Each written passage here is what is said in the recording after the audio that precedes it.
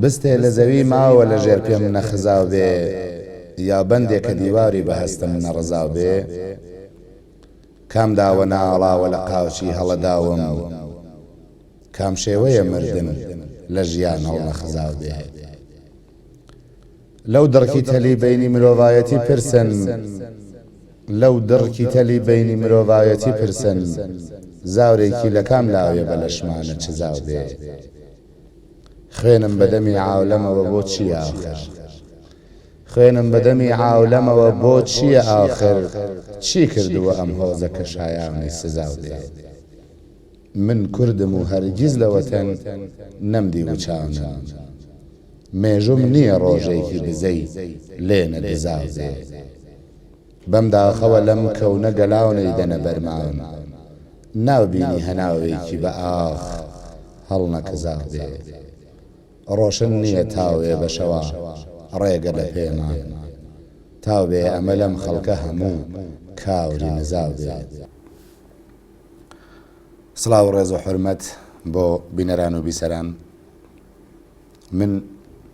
ئەیوب حەقبین لە دایکبووی ساڵی 1358 لە ئاوایی گاگل سەر بە شاری مەریوان لە دایک بووم لە کۆچاوکۆچێکی زۆر و شوێنەکان زۆرن نامەوێ باسی بکەم بەڵام ئێستا دانیشتوی شاری مەریوانم سەرەتای خوێندنم لە کوردستانی باشوور بووە تا شەشی سەرەتایی و دواتر گەڕانەوەمان بۆ ئێرە و بە شێوەی پشەڕ و درێژەدان بە خوێندن و لە خوێندن و خوێندنەوە دانەبراوم تا ئێستش ماوەیە کە لە مەریوان بەهۆی نازانم بڵێم چی بەڵام کاروباری ئازاد هەر هەیە و خەریکی منش وەک ئەو خەڵکە خەریکی کاروباری ئازادم و شغڵێکی دایرم نییە و دامەزراوەی هیچ دایرەیەک نیم کار و پیشەم کاری ئازادە و بەڵام لە کۆڕ و کۆبنەوە هونەری و ئەدەبیەکانە بەشدار بووم هەمیشە و بە پێی توانە لەگەڵ ئەنجومەنی فەرهەنگی ئەدەبی مەریوان کارم کردووە لەگەڵ ناوەندی ڤەژین کارم کردووە لەگەڵ زۆرێک لە کۆڕ و کۆبوونەوەکانی شارەکانی تری ڕۆژهەڵات کارم کردووە و کتێبێکم لە ساڵی پێشوە بە چاپ گەیشتووە کە بریتە لە 42 غەزەڵ هیوادارم توانی بێتم تنۆکێ لە زەریای ئەوین و ئەدەبم ناسان دەبێ بە خەڵکی ئەمڕۆ و سەردەمی خۆم ژیانی هاوبەشیم لە ساڵی 1376 واتە 21 ساڵ پێش ئێستا پێکێناوە و ئیسە دارای 4 مناڵم 2 کوڕ و 2 کچ من چۆن بڵێم ڕێکەوتێکی دیاریکراوم نییە لەبیرم نییە بڵێم کەی دەستم داوە بە نووسین بەڵام دیارە سەرەتای نووسینی هەر کەسێک ئەگەڕێتەوە بۆ ئەو دەورانەی کە ئەچێتە ناو دنیای خوێندنەوەی بڕێک لە شاعرانی یا لە ئەو بوارەی یا ڕۆمان یا چیرۆک ئەو بوارەی کە خۆی حەزی لێتی و دواتر ئەو خوێندنەوانە بێ بە ڕنگدانەوەی و لەوانەیە لە لاشعوریا ببێ بە مەلەکەی زێهنی و دواتر بڕژێتە سەر قەڵەم و منەوەی لە بیرم بێت کە دەستم کرد بە خوێندنەوە یەکەم جار کە مناڵ بووم کتێبی مامۆستا قانیع لە ماڵمان بوو و برا گەورەکەمەی خوێندەوە و چێژ و تامێکی تایبەتی هەبوو و باوکم حەزی لێ کرد و هەموو کەس حەزی لێ کرد و منیش بوومە هۆگری ئەو شێوە خوێندنەوە شیعرە ئیتر دواتر خۆم وردەوردەکە لە تاوەکو تقریبەن دەورانی سەرەتاییم تاو نەکردبوو تاو کردبوو ئەوەی کە توانیم بخوێنمەوە وردەوردە دەستم دایە خوێندنەوەی ئەو دیوانانەی کە دەست ئەکەوتن وەکو مامۆستا قانیع وەکو مامۆستا نالی وەکو مەحوی وەکو تەنانەت مامۆستا فایق بێکەس مفتی پێنجوێنی ئەو شێرانە و سەردەمە باو بوون ئەگەڕێتەوە بۆ 25 ساڵ 30 ساڵ لەمەوە پێش ئیتر کە دەستم کرد بە خوێندنەوە چێژێکی تایبەتیان لەلام بوو منیش بڕێک جار ئیتر قەڵەمەکەن ئەچێتە سەر کاغەز و ئەنووسێت دیارە ئەو نووسینانە ئەوە نین کە تۆ ئەدەوێت تەنیا شتێکن کە لە ناختایە وەکو گەنجێک وەکو ئەحساساتێکی ڕوود و هیچ زانیاریەکەم سەبارەت بە شێعر و ئەدەبیات نەبوو تەنیا خوێندنەوەیەکی ئەو شاعرانە نەبێت کە ئەویش کافی نییە ئەویش ئەوە نییە پڕاوپڕ ئیتر تۆ نووسینەکانت چڕ بکاتەوە بتوانین چڕ بنووسیت لەو 25 ساڵ تا 27 ساڵ لەمەوە پێش من دەستم کرد بە نووسین بەڵام نووسینێکی کاڵ و کرچ و تەنیا ئیحساس دەربڕینێک وە لەگەڵیشیان خوێندنەوە هەر بەردەوام بوو تاوەکوونێ تێگەیشتن لە دنیای گەورەی ئەدەبیاتی کوردی بە تایبەت و دواتر ئەدەبیاتی فارسیم تا حدێک خوێندەوە و وەتوانیم شارەزایەک پیا بکەم و تێ بگەم کە ئەدەبیات چیە لانیکە. یەکە من شعرم لەبیر نییە ئەوەی ڕاستی بێت چونکە من هەروەک پێشتر عەرزم کردم بەڕاستی تۆ نووسینێکی کرچ و کاڵێتە ئارەوە دواتر لەوانەیە لە بینیشیان ببیت وەک مامۆستا هێمناسا کە فەرمێ باوکم دەفتەرەکانی دەڕیم ئەگەر ئەو چاکەی لەگەڵ نەکردمایە من خۆم لەوانەیە بم سونتاندایە دواتر. بەڵام پەندی پێشینان بوو بڕێک لەو چیرۆکانی لە پەندی پێشینانە و حەزم ئەکرد وەکو نەزم بینووسمەوە و دووبارە بگاتەوە بە بەردەنگی خۆیان. ئەو یەکەم جار کە ئەوم کرد بە نەزمێک بە هەڵبەستێک ئەوە بوو کە کابرایەکی دەوڵەمەند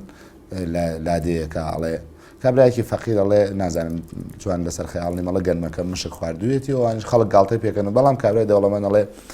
گاسنێکم بووە مشک خواردوێتی چونکە دەوڵەمەندە خەڵک بڕای پێ کامش دەست پێکم ئەوە بوو ئەو سەردەما تا ئەو کاتێ لە بیرم بێ دواتر دیارە نەماوە شتە تەنیا هەر نەزمێک بوو لەو سەردەمی خۆیا و کە خەڵک گویان بۆ ئەگەر تەنیا چون خەڵکی ئێمە هەمومان حەزمان لەو شتە کۆمەڵایەتی و کولتوری و فەرهەنگیەی ناوچەی خۆمان هەیە بە زۆری ئیتر زانیم بە خۆم کە ئەتوانم ئەو هەستە کە لە دڵمایە دەری بەڕۆم وەکو شێعر و شێعریەتەوە تا دواتر شێعریەتم نەدۆزیەوە هەر تێنەگەشت بووم لە شێعر و مزانی هەڵبەست و هۆنراوە شێعرن لە کاتێکا کە هەڵبەست و هۆنراوە لەگەڵ شێعر دوو دنیای جیاوازن.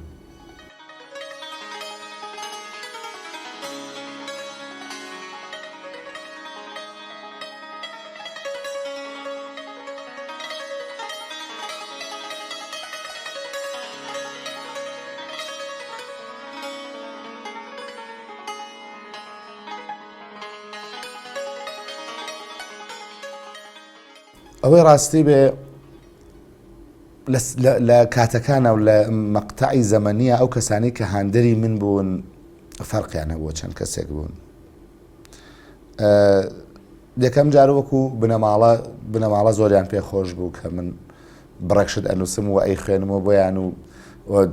بەڕاستی ئەگەر چی لە سەرەتایی کرچ و کاڵیش بوو و بەشتنەوەیەک نەئەکرا پێ بڵێم شێعر تەنیا نەزمێک بوون هەڵبەستێک بوون کە بەس ئەم خستنەیەک وان پێشوازێکی باشیان لێ کرد وەکو باوکم بە تایبەتی کەسێک بوو کە ئەتا ئیسێشی لەگەڵ بێ زۆر هۆگری شێعرە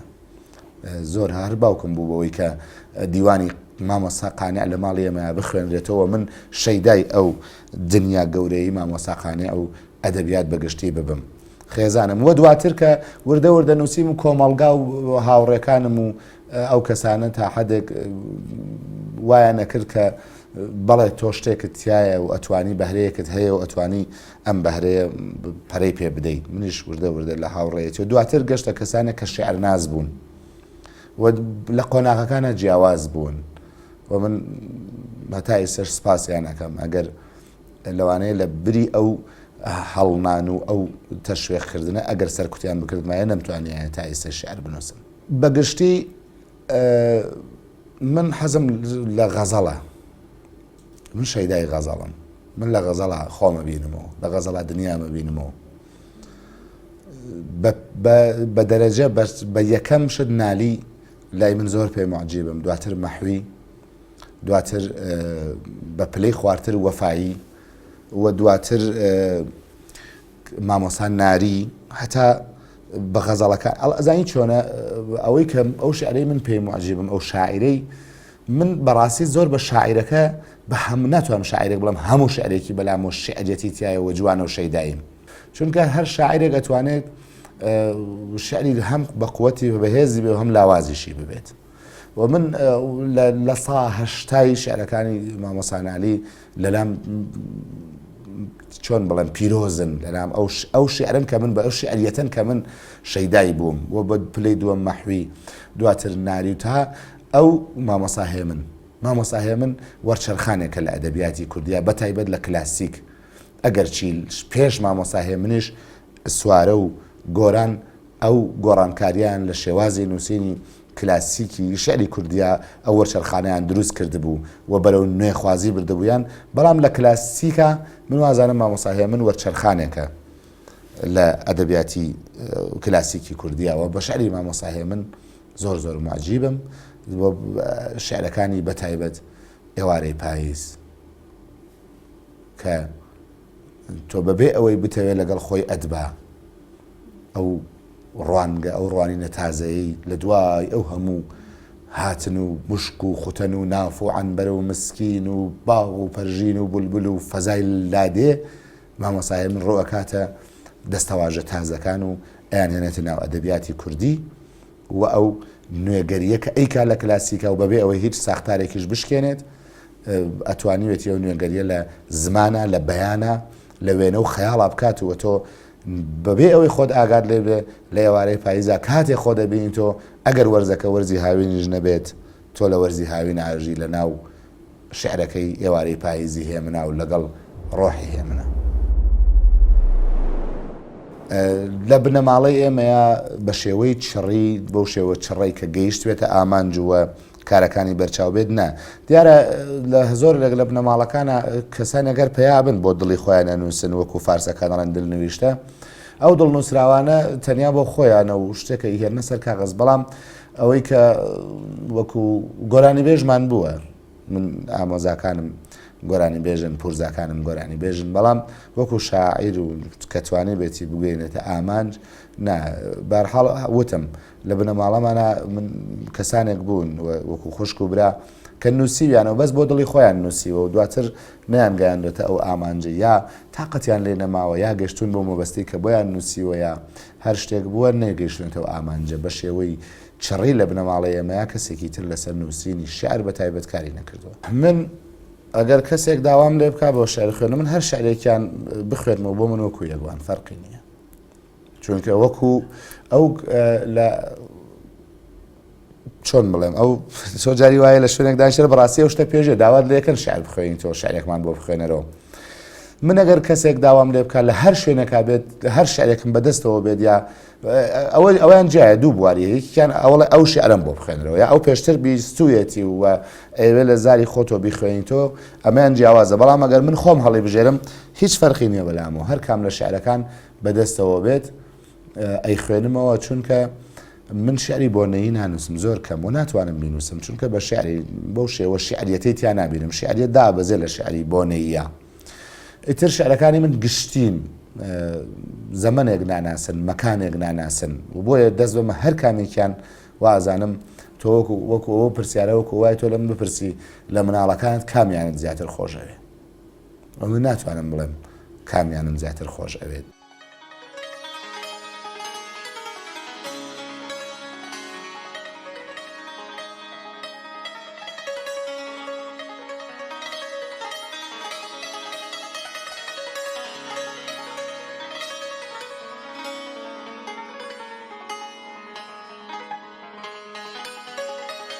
هیچ شتێک بەقەر خوێنەوەی شعر من خۆشحاڵ ناکەوە لەگەڵ خۆیم نابات بۆیە هیچ کات لە خوێنەوەی شعر من بێزار نابم من ئەو شعرێک کە ئینووسم چەند جار بۆ خۆمەی خوێنمەوە ئەگەر لێی بێزار بم ئیتر ناینووسم دیارە ئەگەر منی نووسەری شعرەکە خۆی ماندوو بکایت بەردەنگ چۆن ماندوو نەبێت و دیارە ئەو شعرە نەیتوانیوە سەرکەوتوو بێت بۆیە لە خۆشم خۆم لێی بێزار بوو. من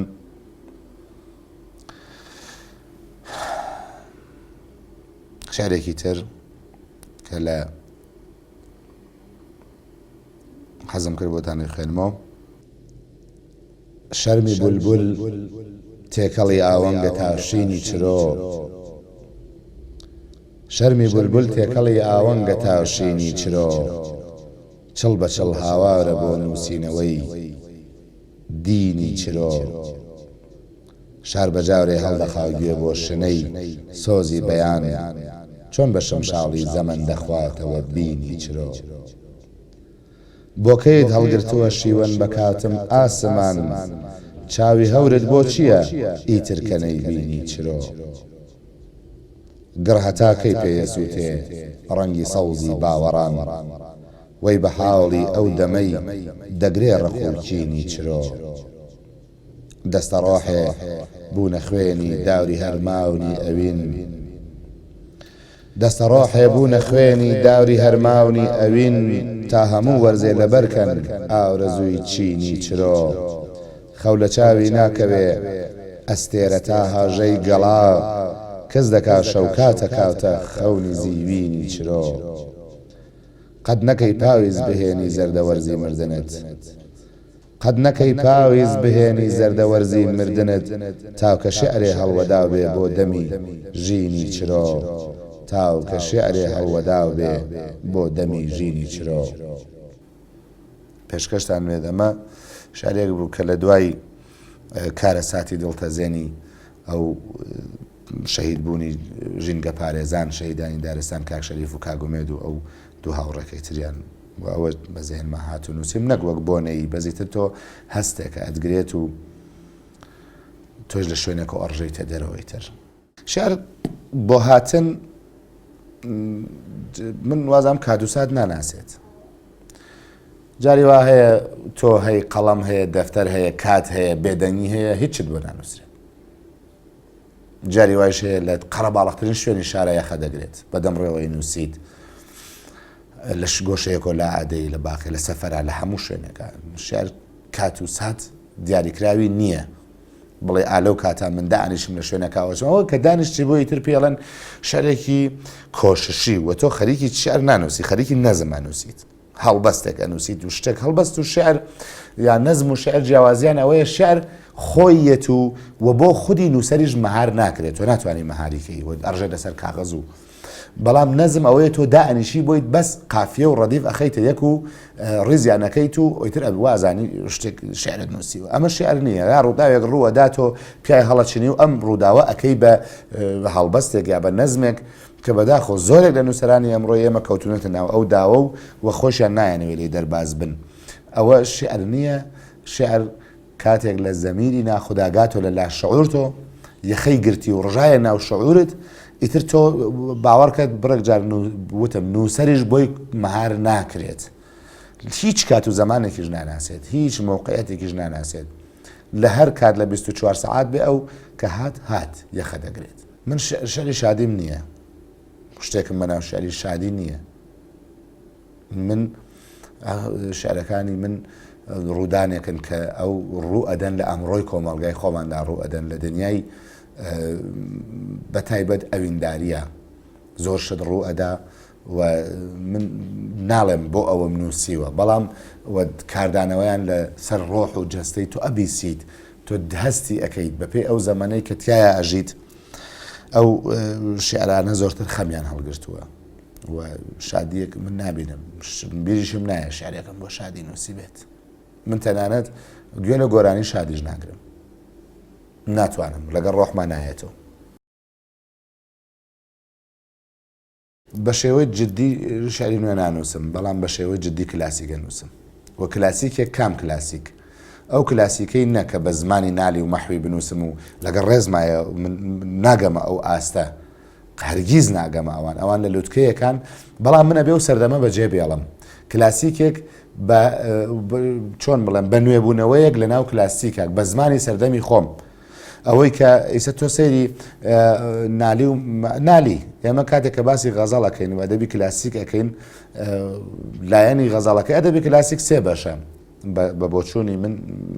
سێ بەشە ئێمە غەزەڵمان لە نالیەوە دەست پێکە چونکە پێش نالیش ئەڵێن هەیە غەزەڵ یا شعری کلاسیک بەس من نەبینیومە نەبیستویشمە کە شعرێک لەو کەسە من نازانم من ئەوەی کە غەزەڵ ئەناسمەک لە پێشەکی کتێبەکەیشان نووسیومە من لە نالیەوە غەزەڵم ناسی کە نالی خوێنی تۆ دیارە بڕێک لە وشەکانی عەرەبیە وەلەو سەردەما نالی شۆڕشی خۆی ئەکات شعر کوردی نووسین ئەسەر عیبە بووە شوێنێکی بێسەقافەتی بووە بەنەوەی گاڵتە پێکردن بەرامبەری بووە تۆ بەڵام نالی بەرەنگاری ئەو شتانە وێسێ و بە شێوەی کوردی ئەنووسێت و کوردبوونی خۆی ئیسپات ئەکا بە سەردەمی خۆی دیارە زۆر بەجێی نایەڵێ عەرەبەکەوە بڕێک لە وشەی عەرەبی و لە فارسی و بە کەمێکیش تورکی و نالی بە هەمان دەسور و مەحوی دیارە مەحوی جیاوازێکی وردبینی خۆی هەیە با لەلا تێکەڵی نەکەین دواتر هەتایەت ئەو بە وەفایی بە حەمدی ساحب خران بە ئەحمەد مختار جاف بە تایەتە سەر کاکە حەمەی بێلو و دواتر مامۆستا هێمن وەرچەرخانێک لە ئەدەبیات تا دروست ئەکاو ئەو شێوە نوێ کاتۆ بە زمانی سەردەمی خۆی من شعری کلاسیک ئەنووسم بەڵام بە زمانی سەردەمی خۆم ئێمە لەو لایشەوە ئەدەبی ڕاستەوخۆمان هەیە وەک حاجی قادری کۆی کە ڕشتەیەک یەنێت لە ئەو ئەدەبەی کە ڕاستەوخۆ ئەوێ قسەکان بکات چونکە شعر لە سەردەمێکە تاکەتری بۆنە ئەوەتە مامۆستا قانع و مامۆستا فایق بێکەس و مامۆستا مفتی پێنجوێنی لەو بوارە ئەنووسن و ڕاستەوخۆ مەطلەبەکان ئەڵێن و ئەیگەێنن بە بەردەنگی خۆیان و بە خوێنەری خۆیان بۆچی ئەمە وایە چونکە هەست ئەکەن لەو زەمەنە ئەوە پێویستە کە بوترێت چونکە شعر تریبۆنێکە ماڵەوماڵ ئەڕوات دەنگێکە ئەگاتە هەموو یەغانی دیوەخانی هەموو ماڵێک و ئەم شعرە تۆ ئەبێ ئەدەبی ڕاستەوخۆی پێڵەوە ڕاستەوخۆ ئەیڵێت وەکو ئیتر ئەدەبی غەزەڵ نییە وەکو ئەدەبی نالی و مەحوی نییە تۆ لە پشتی پەردەوە شتەکان پێ بڵێ ئەوەتە تۆ کە قانع ئەخوێنی تۆ ڕاستەوخۆ قسەی خۆی ئەکات و خوێنەوار و نەخوێنەوار لێ تێگەن بەڵام نالی وان نییە نالی کە غەزەڵ ئەڵێت تۆ حتمما ئەبێ لە شەرحێک بخوێنی تۆ لە سەریا زۆر شارەزای ئەدەبیات بی ئەمجا لە نالی تێ بگەیت شتەکە لە پشتی پەردەوە ئەیڵێت بەڵام وەک گوتم دواتر ئەدەبی گۆران لەولاترۆ هەمانە کە مەولەوی تایاگاتە لووتکە وەک بێسارانی وەک خاڵۆی کۆماسی بە هەرحاڵ ئەمانە سەیدی ئەدەبی ئەمانە هەمویان کلاسیکن تۆ ناکرێت کلاسیک چڕ بکەیتەوە سەر یەک شێوە نووسینی کلاسیک من ئەوەی کە من بزانم ئەوەتە ئەو ئیتر من وا خۆم حەز دەکەم هەست ئەەکەم خەریکم بە زمانی ئەمڕۆی خۆم بە شێوە خەیاڵ و بە وێنە و بە تەسویری ئەمڕۆی خۆم خەریکم لە کلاسیکان نووسم وە کتێبەکەش هەر کلاسیکەکە چاپم کردووە غەزەڵە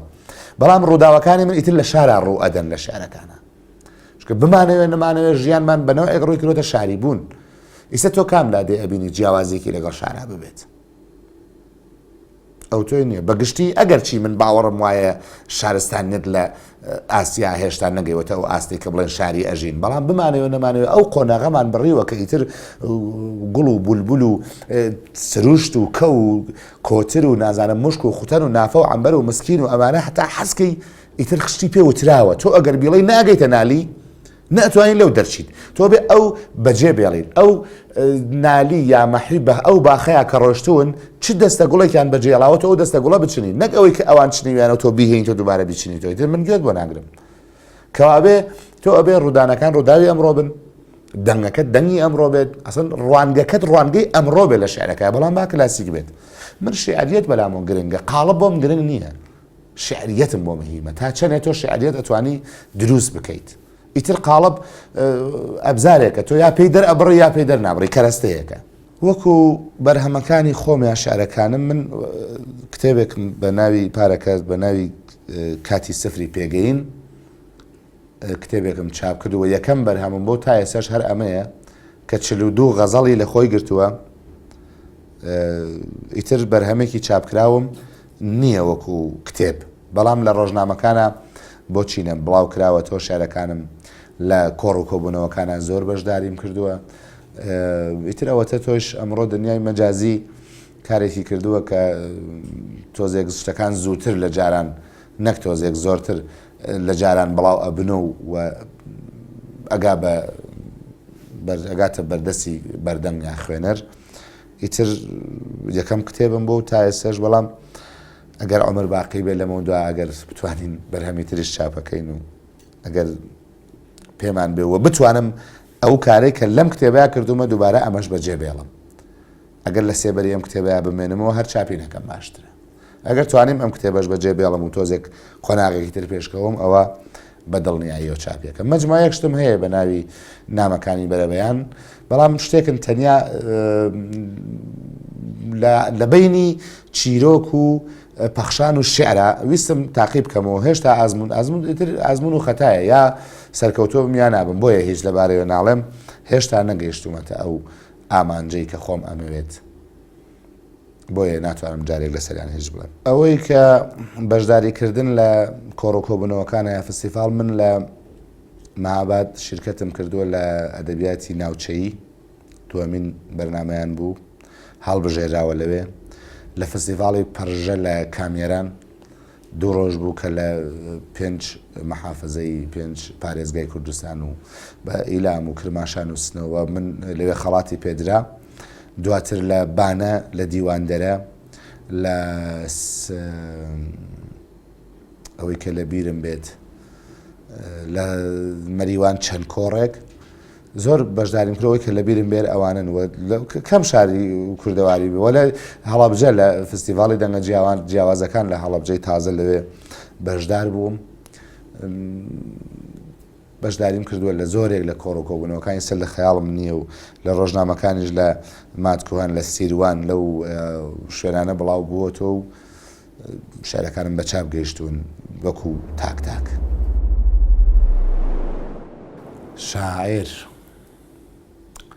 شاعیر پەیامهێنەرێک لە ڕۆحە بۆ جەستە لە هەست و نەستەوە بۆ لە زەینیەتەوە بۆ عینیەت لە لا شعورەوە بۆ شعور. دوازانم پڕاپڕ بە پێستی شاعیر بە بەمانای کەلیمە. شعر جرەقەیەک لە بەینی زەمین و زەمانە و دیاریەک لە ڕۆحانیەتەوە بۆ جسمانیەت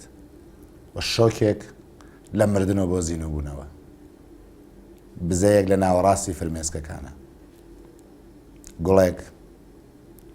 کە هیچ وەرزێک نایشەمزێنێت. شعر دەتوانێت لای منە شتانە. قەڵەم بڕیار، دادوەر، پیرۆزترین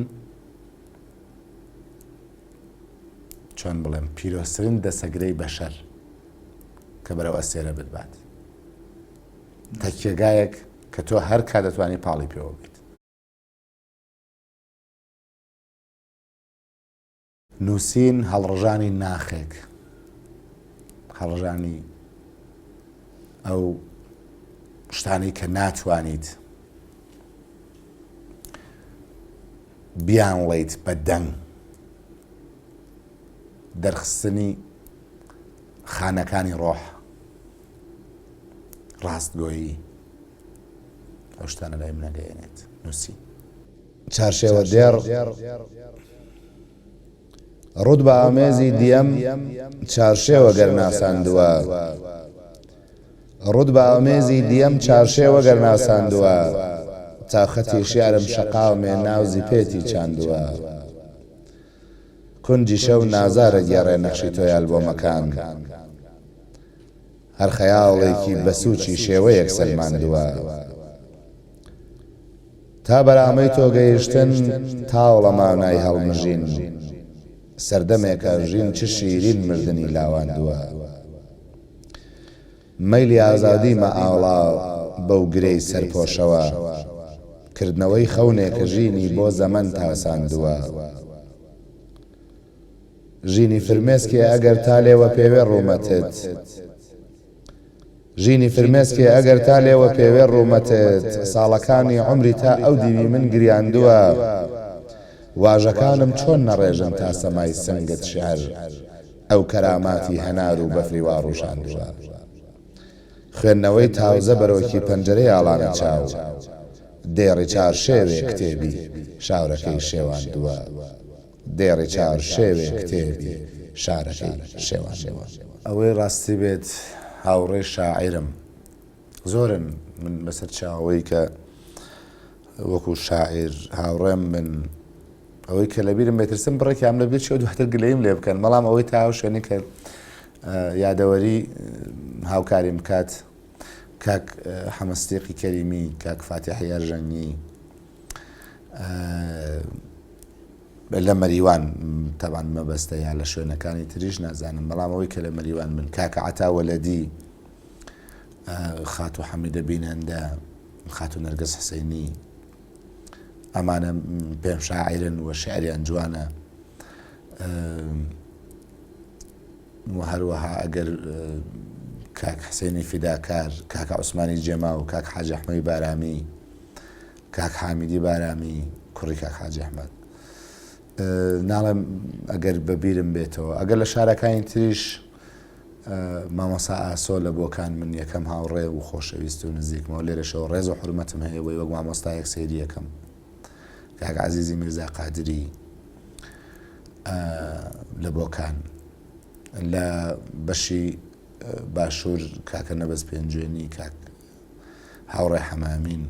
زۆرن ئەو کەسانە هاوڕێی شاعرم زۆرە بەس ینی بیسە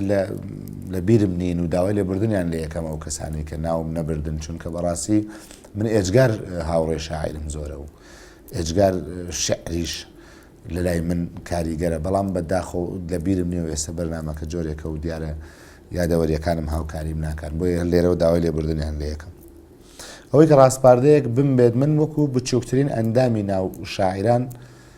حەزەکەم ئەو ڕاستپارد ئەوە بڵێم قسەی ناخی خۆمە کە شاعران داوایان لە یەکەم خۆیان بنووسنەوە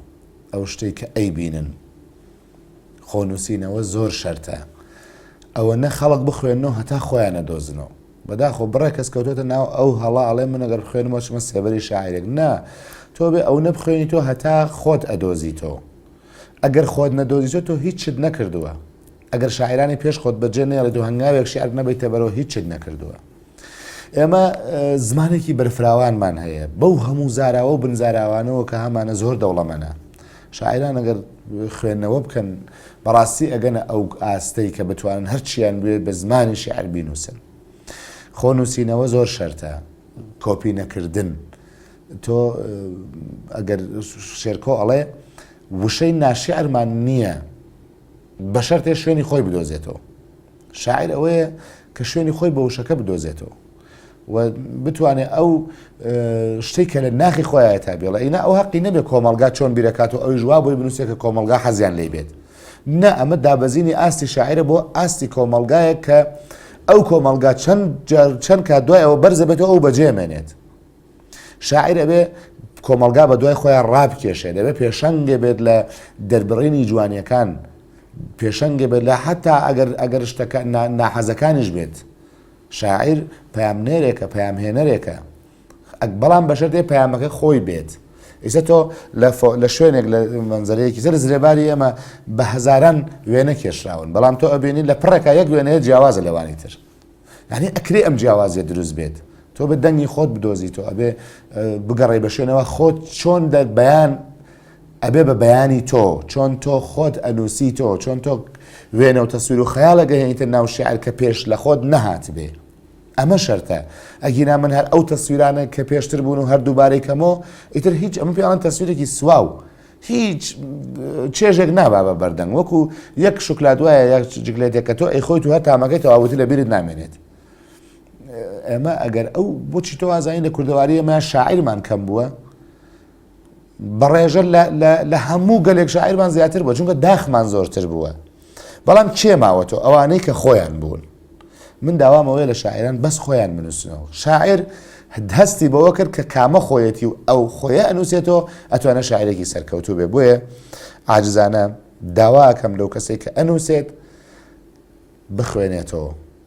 دیسانەشمە سەر قسەیەکی شێرکۆڵەیەگەر دارستانێک بخوێنەوەم جەنگەڵایەک بنووسە خوێندنەوە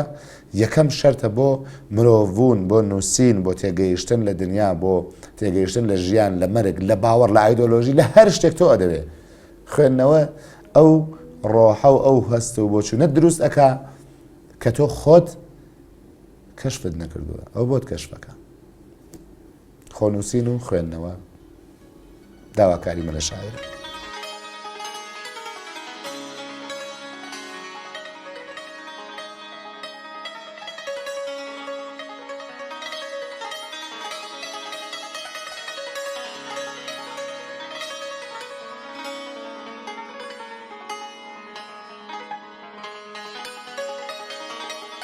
نا هەموو کەس ناتوانێت بە شاعر هەموو کەس شێعرە هەموو کەس لای من شێعرە چونکە هەموو کەس ڕۆحێکی هەیەەوە و ڕۆحە پڕە لە جوانی مەگەر خۆی ناشرینیکە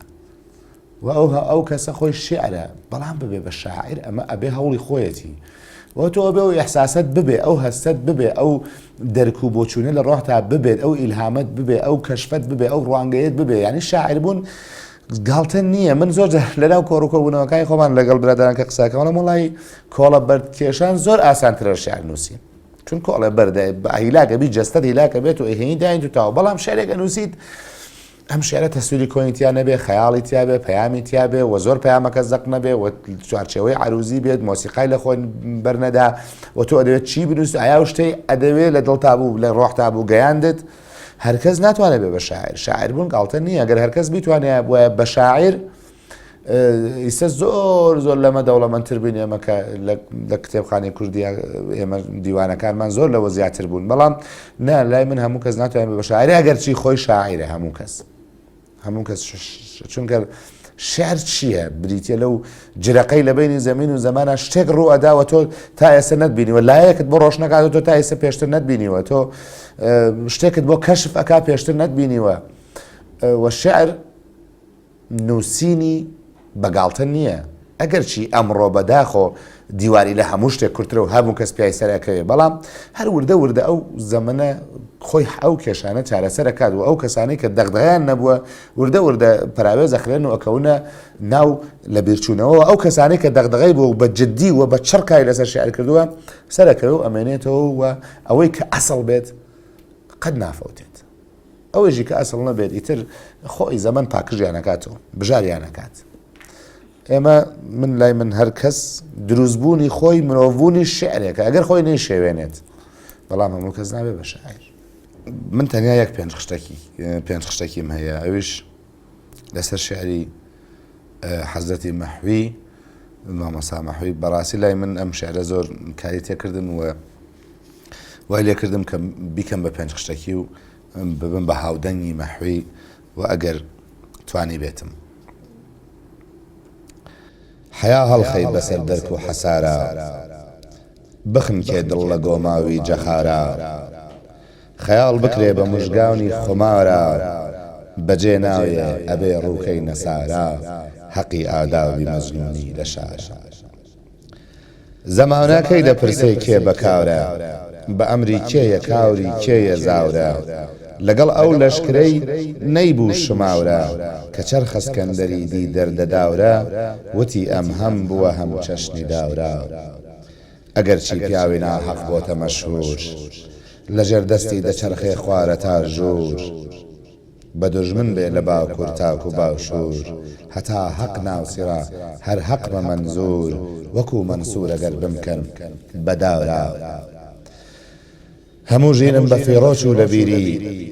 دڵم سوتاو بە ناسۆری ئەسیری، هەتا ئەمڕۆ کە هەوڵمدا و بەژیری، نەگەیمە ئەو جوانە و گەیمە پیری، مەدەدیا و پیری پیراونی بخارە. بە دەردێکی وەهاوە دڵ بووە تووش، زەلیل و زاور و خاورم بێجم و جوش، محاوڵە چاوری شێوەم بێ بەڕوو توش، لەبەر زاوری و نەزاوری بوومە وەک پوش،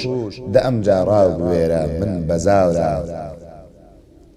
دەسەوداومێنی تۆیە سەد وەکو زاور، گەرم نەیماوەتین و هێزی هاواور، لە پیاوێ جەوهەری بێ جوانە گفتاور، مەگەر تۆ عەرزی حاڵم کەی لە کنیاور، قەڵەم ساوغی قسە من نیمە یاوراو. ئەگەرچی کاوری غەیبی شارەزاو نیم، وەکو جاوهیل لە فکری خۆ ڕەزاو نیم، بە کرداوری چێواورینی گەراو نیم، لە ڕەمدی زاوهی دەم زستاو نەزاو نیم، کلک ناودا و بەزەر پەنگی بەهاوە. گەڵای عمرم بە زەردەت کەوتە باورین، لە سینەم شەق بووە قەلبی هەناورین، ئیتر بۆ ڕوو لە ڕوو یەکتر وەشاورین، وەرە دەستێ خوێنم کە نیگاورین، خوێنی من حەڵاوڵت بێ نیگاورە. لەویست و ئارەزووی نەکراوە شەرحێ، لە قین و قاوری تا نەختێ بچەرخێ، بە هەستی نێودڵی نەیداوە نرخێ، زوو ئەو شۆخە لە عاشق وەردەچەرخێ، لەگەڵ کەس چەرخە ئەو ناوکاو مدارە. دەڵی خەڵکی هەموو ئەغیاوری دەیرە، لە جەمعی دینی ئیسلام بوو نەغەیرە، وەڵامی تۆبەیان لای ئەم نەخەیرە، موژەی خوێنێ دەکا هەر لەحزە سەیرە، ئەمەندە گوڵ لە بن یەک نوکە خاورە. وەکو دەروێژ لە خۆدەی خەنجەر و زەرگ، لەبەر خۆداوکەنی یەکسەر جل و بەرگ، وەکو قەرزار بنەوشی تەکتەکی جەرگ، کە شک بە مەحویا هەر شەربەتی مەرگ لەسەر ئەرزا نییە ئاوی گوارە. پێشکەش بێت ئەمیشە پێچخشەکێک بوو لەسەر شعرێکی مەحوی نەمر و گەورە و زینۆ. کیژی گەل پێشکەش بۆ ژنانەی کە دیفاعیان لەگەل و نیشتمان کرد. خوێن لە زاومی خاکە زێت و شێوەکان ماوت و خەمۆک، سنگی چاکی دایکە دیسان کەوتە بەر چنگ و چەپۆک. تاک بە تاک بۆ سەروەری گەل خۆڵی سەنگەر خۆزگەیە، گەرچی ئەمڕۆ واو لە ژێر پێی گەندەڵا و قورسی سەرۆک. با کوڕاونی سەرد هەڵێن بۆ هەندەراون نرخی نییە، باوکوڕاونی سەرد هەڵێن بۆ هەندەراون نرخی نییە. خوێنی داوخی کیژی گەل بەو دوژمنەی داوداوە چۆک، ڕۆژی خۆی شاوی دەگێڕێ کچ بە تاوجی زێڕەوە، ڕیزە گولەی بەستووە ئەمڕۆ لە باوتی گۆبەرۆک. بردی ڕۆحی دوژمنی بەو نەعرە ڕەمزی ژینە بۆی، جاورێ ئەمرێ نەفسی ئازا 100,000 جار ترسەنۆک. دەرسی تاوزەی باوەڕی هێناو یەسایەتی ژینەوە، تاو خەجاڵەت بێ لە شەرما مێشکی بێ کەڵکی نەزۆک. پەرچەمی هەڵدا بە تیشکی پاوکی ڕووی زێڕینەوە، ناویە ژێر پێڕیشی تاوڵی گرژ و مۆن و ترشەڵۆک. ناویە ژێر پێڕیشی تاوڵی گرژ و مۆن و ترشەڵۆک. خەباتەی کە بەرامبەر بە داعش کراوە ئەو شعرم نووسی، ئەم شعرە ئەوە کاری تێکردم کە ئەو کشان ژنان چەند خەباتێکیان کرد و منیش بە شعرێک پشتیوانیم لێکردنەوە، ئەوە هەستم بۆ دەربڕێ. من دوایین قسەم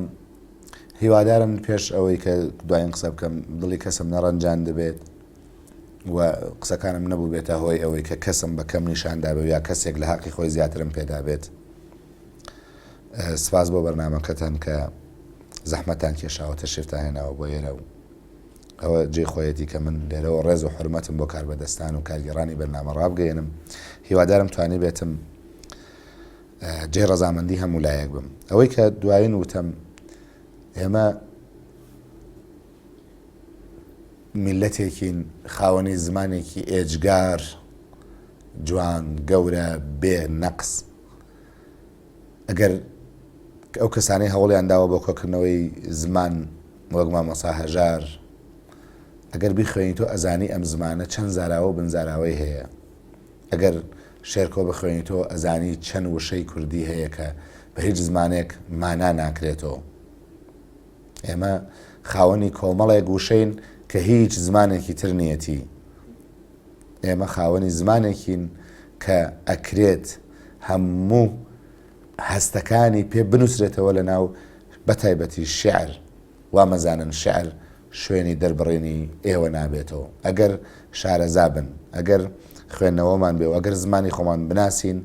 ئەتوانین شعر ڕۆژ بە ڕۆژ بەرەو نوێبوونەوە ببین و شتی تازەمان پێبێت و ئێمەش هیچ کەمیمان لەگەڵ ئەوەی کە بە هەموو زمانێک خوێندومانە بێژگە لە زمانی دایکی خۆمان بەداخۆ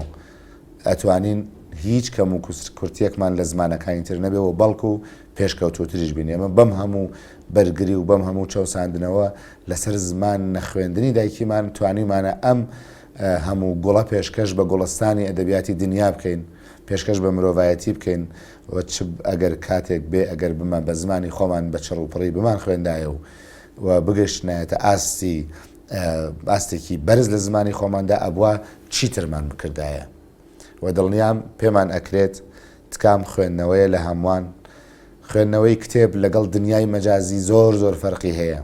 کتێب لە ناو خۆیان ئەدهێڵێتەوە و مۆزوعەکەت تێ ئەگەیەنێ و بابەتەکە لە مێشکتا ئەی خاتە لاشعورتەوە و هەر کات دەستی بیتێ حازرە بەدەستەوە. ئەمە لە ڕوانگەی دەروون ناسیەوە. و ئەگەر تۆ بەس لە دنیای تلگرام و